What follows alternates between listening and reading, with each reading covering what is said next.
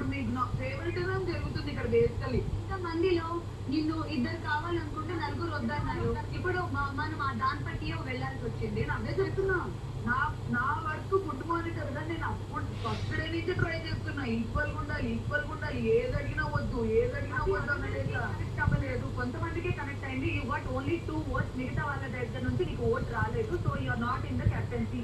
హరీష్ గారు ఎందుకంటే తన మూడ్ స్వింగ్స్ ఎవరు ప్రెడిక్ట్ చేయలేరు.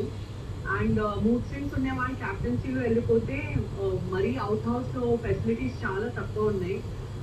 ఏమేమి అయిపోతుందో అని ఒక కాన్ఫిడెన్స్ లేక ఒపీనియన్ గురించి ఎవరు డిస్కస్ చేయలేదు. ఫైన్ అంటే అన్ని రకాలుగా ఇట్లా ఆలోచించారు కాబట్టి హరీష్ గారు.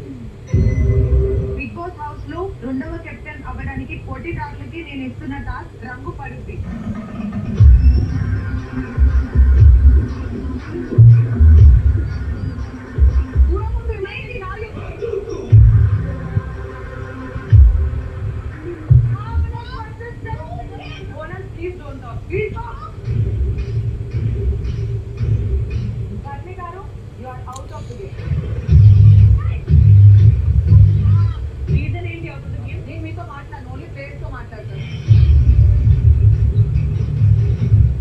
బిగ్ బాస్ చేసిన అతిపెద్ద తప్పు ఏమిటంటే కామనర్స్ని తీసుకొని వానర్స్ అని చెప్పడం.